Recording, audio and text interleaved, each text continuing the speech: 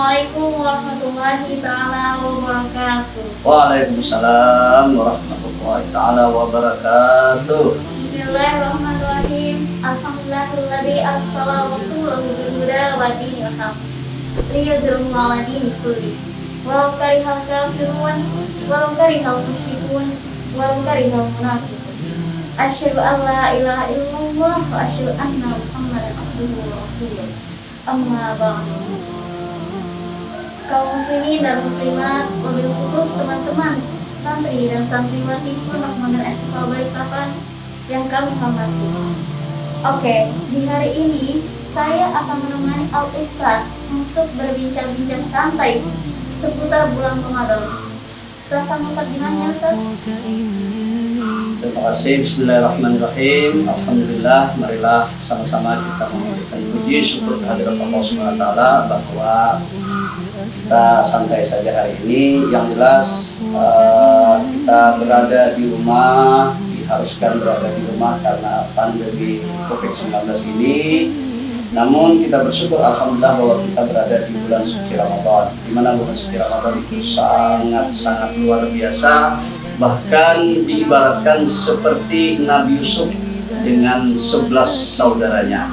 Artinya Nabi Yusuf punya kelebihan yang luar biasa, diantaranya kegantengannya, kemudian kemajuannya, kecerdasannya juga dalam bidang akuntansi dan lain sebagainya.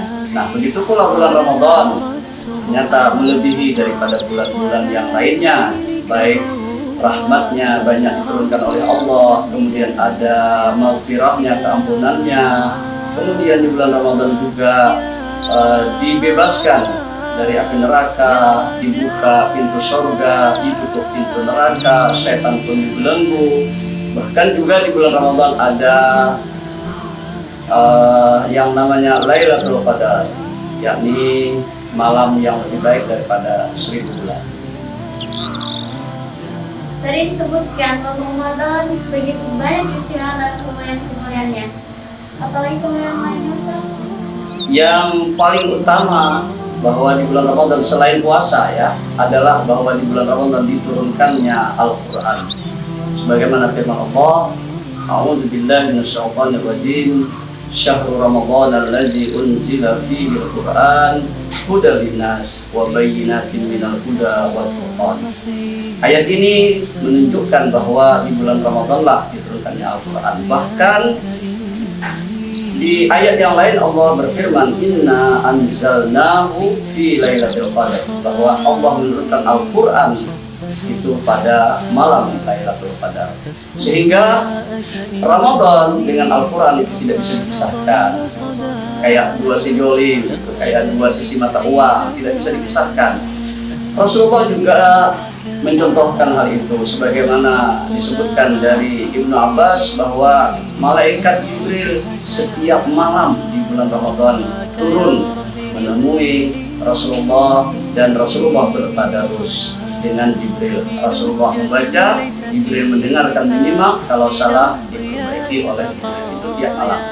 Begitu pula para sahabat, para tabi'in, para ulama-ulama terdahulu, mereka menjadikan bulan Ramadan adalah bulan untuk memperdalam Al-Quran.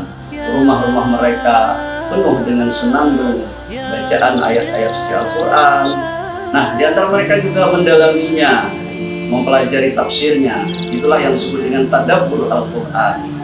Contohnya Imam Syafi'i, seorang ulama besar, beliau juga menghatamkan Al-Quran. Disebutkan wa khatama di Ramadan sittina khatmatan, bahwa di bulan Ramadan beliau menghatamkan sampai 60 kali. Berarti 2 kali khatam dalam sehari. Ada juga sahabat Qatadah, yakni muridnya Anas bin Malik. Dia juga menghatamkan Al-Quran pada bulan Ramadan itu 1 kali khatam dalam 3 malam. Dan banyak lagi tentunya contoh para ulama, para sahabat, para hafiz Quran yang mungkin juga di Indonesia menggunakan kesempatan bulan Ramadan adalah untuk banyak-banyak membaca Al-Quran, bahkan berusaha untuk menghafalnya. Kalau begitu, bulan Ramadan dan Al-Quran adalah dua hal yang tidak dipisahkan. Nabi Muhammad pun dan para ulama-ulama telah mencontohkannya. Ya. Lalu apa sih Ustaz fadilahnya bagi orang yang membaca dan menghafal Al-Quran itu?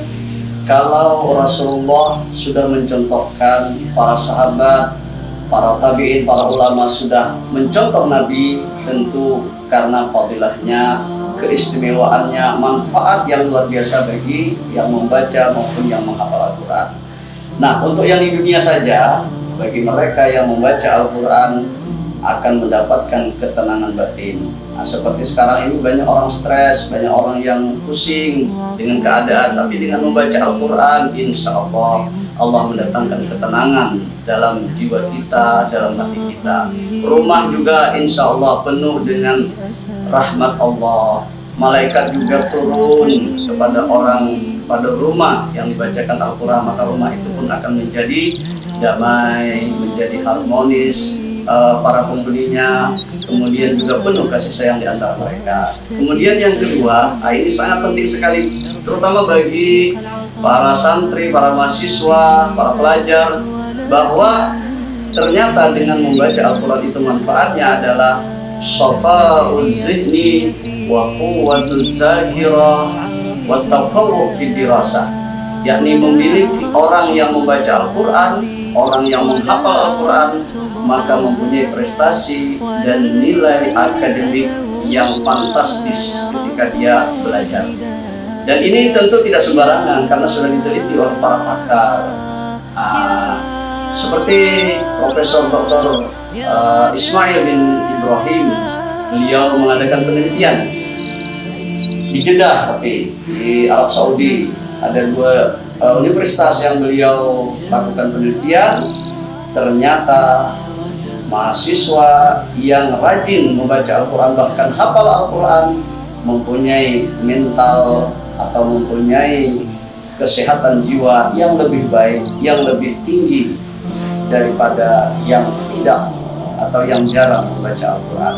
Nah, juga kita tahu beberapa universitas ternama di Indonesia itu memberikan penghargaan kepada mereka yang hafal Al-Quran. Misalnya masuknya tanpa tes, ada mahasiswanya diberi beasiswa sampai 100%, ada yang 50% dan lain sebagainya. Nah, itu bukti bahwa benar manfaat Al-Quran sangat luar biasa. Itu baru di dunia. Masya Allah, luar biasa. Itu baru di dunia ya Ustaz, sampai pakar pun telah membuktikannya. Betul. Dan mahasiswa, anak-anak sekolah ya, untuk teman-teman Pondok Modern Asy-Syifa, banyak-banyak baca Al-Quran biar akademiknya bagus. Ini baru di dunia. Kalau di akhirat sekarang manfaat akhirat tentu kita tidak meragukan lagi. Banyak sekali hadis-hadis Nabi yang menjelaskan hal itu. Pada kesempatan ini saya menyampaikan dua hal saja. Yang pertama bahwa sebagaimana sabda Rasulullah SAW, "Iqra'ul Qur'ana fa innahu ya'ti yaumal qiyamah syafi'an li ashabihi." Baca oleh kalian Al-Quran, sering-sering membaca Al-Quran karena nanti akan menjadi penolong, menjadi penyelamat, menjadi syafaat bagi para pembacanya.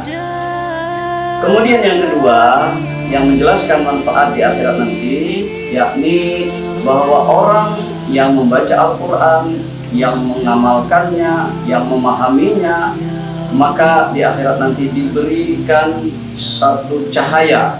Mana cahaya itu seperti cahaya matahari. Nah, tahu kan matahari, Masya Allah, cahayanya luar biasa, bisa menyinari seluruh dunia. Nah, itu orang seperti itu diberikan cahaya seperti cahayanya matahari. Bahkan orang tersebut bisa memberikan pakaian